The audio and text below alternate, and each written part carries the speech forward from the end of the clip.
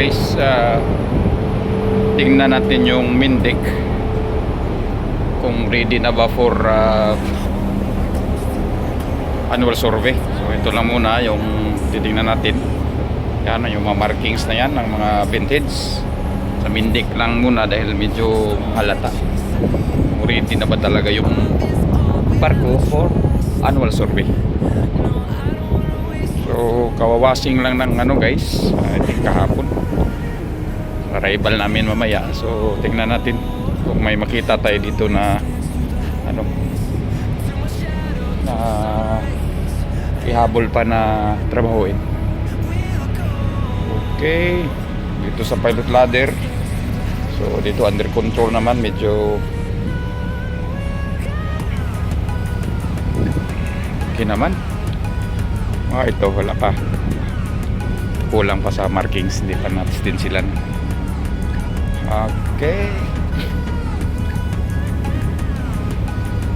kasama na rin to exercise guys. So i-check lang natin kung presentable ba yung barko. Pilot access na naman. So ito hindi pa na anuhan to, baka nakalimutan na o ano, bakit wala dun sa kabila. Check natin yan kay Jeepmate. Oh, nag-touch up. So yung mga coamings naman guys, medyo okay naman yung mga coamings. Medyo na refreshan din nila. Okay, so ito yung main deck lang muna to guys ha. Ano, tingnan na natin. Kita mo yan guys, ito yung resulta.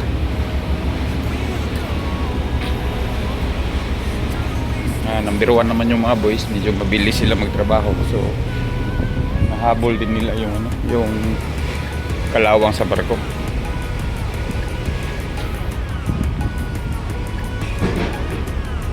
So may taguktok dun guys ha.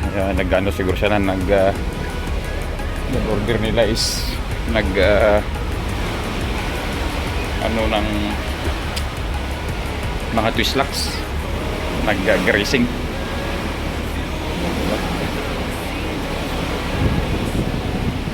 Ano lang guys, so generally speaking medyo malinis na. So at least hindi na tayo mahiya nito sa surveyor. So class survey yung ano namin guys ha, yung inspection, pagdikit namin ng pirto. So okay naman, under control yung ano, yung barko. Tingnan lang natin.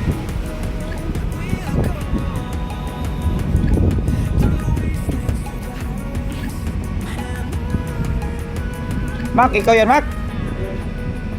Okay ka lang dyan? Oo. Saan si Maestro? Sa sunod, sige. Biruan ah. Okay.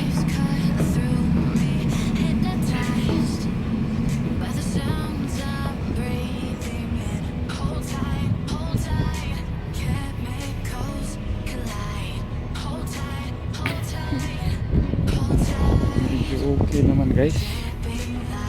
Ito medyo na-testing ko na to.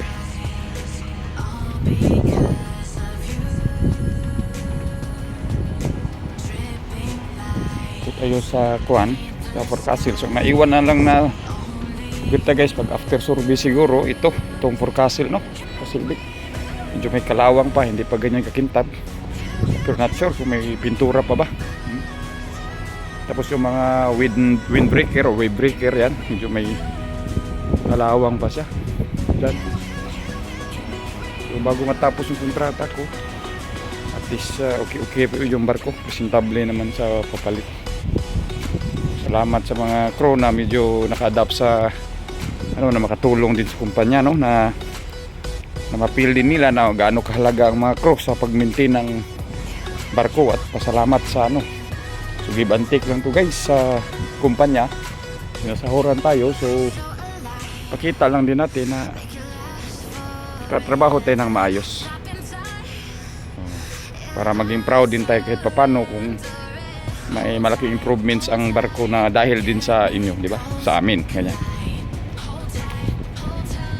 So yan yung forecast guys. So, ang ganda na ng ano guys. Oh, ito iaangkla pa ito mamaya pala yung port side anchor mamaya. Angkla pa kami. Kita mo yung windbreaker guys. Medyo kalawangin pa. Yan yung susunod. Saka itong forecast. So,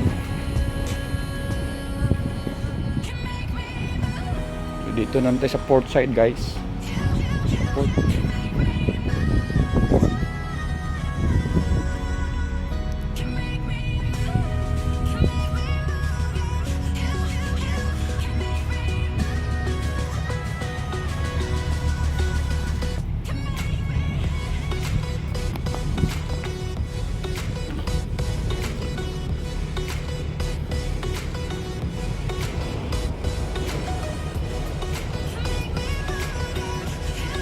Jab, under control. Ikaw yan, Jab. Oh, ito mga warriors, di ba? Si Maestro, saan si Maestro? Baba. Sige lang, ianuhin ko lang. So baka matai ako dito ha. Kailangan wala yung ano ha, waka-waka. Nakaraan ko pala. Parang si Tumira yan, si Janjan, no? Yes, sir.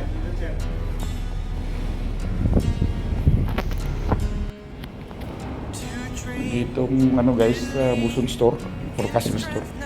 Tingnan natin. Na-arrange na ba nila? Okay naman. So far okay. Mga spare na last material.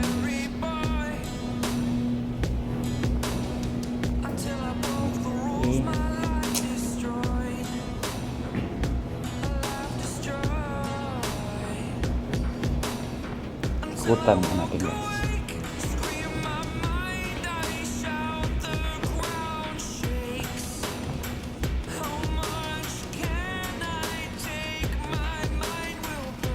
Spare na lubid. Tapos ang kagandahan nitong barko namin guys, tagos dito yung pintrom. Pumuntahan natin ang pintrom sa starboard side bago tayo tutuloy sa port side. Kaya mga boom si third mate. Ito yung mga boom si third mate guys. Under control naman. Hinahanap ko pa yung ano guys, emergency towing booklet. Saan yung emergency towing booklet dito? Kita guys, parang hinahanap ko pa yung ano guys, emergency towing booklet. Saan kaya nila nilagay? Ito pala guys, yung ano, emergency towing booklet. Napaka-cute naman dito. Kita. So punta tayo sa ano guys, sa paint placard.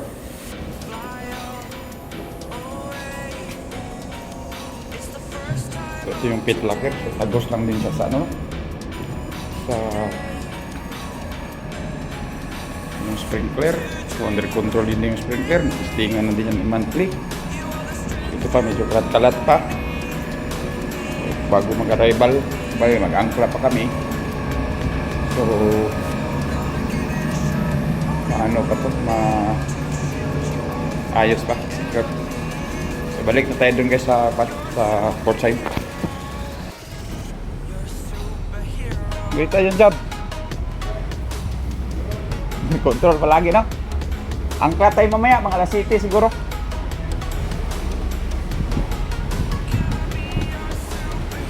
So kita yun guys, parang brand new no. Ito yung mga ano, mga efforts ng mga crew ko, number 1 ako. Parang wala ng kalawang. Grabe yung katukan namin dito sa nakaraang nakaraang buwan pa. So hindi talaga na may naiwan pa din nga sa proa at sa windbreaker, pero generally speaking ready na no? Pinulkot na to, finish na to. Grabe yung rest dito.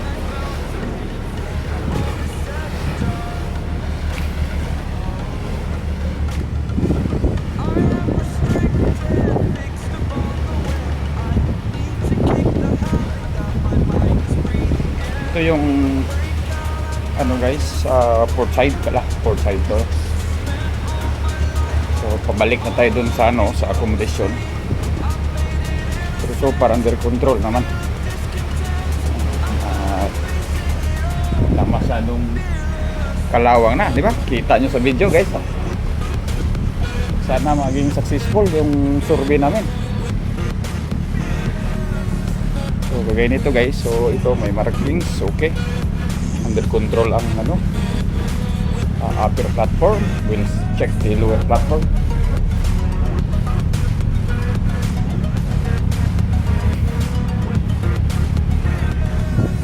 Okay. Ang lower platform wala pa. Susabay nga talaga. Nakalimutan or nakulangan sa instruction. Habulin natin yan.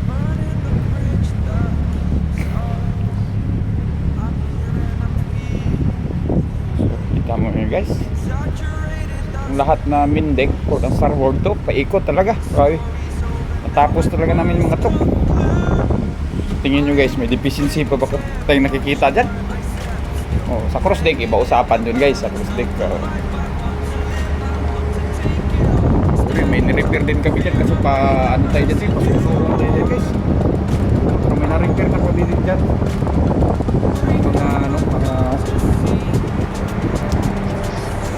natural bend sa saswan. So,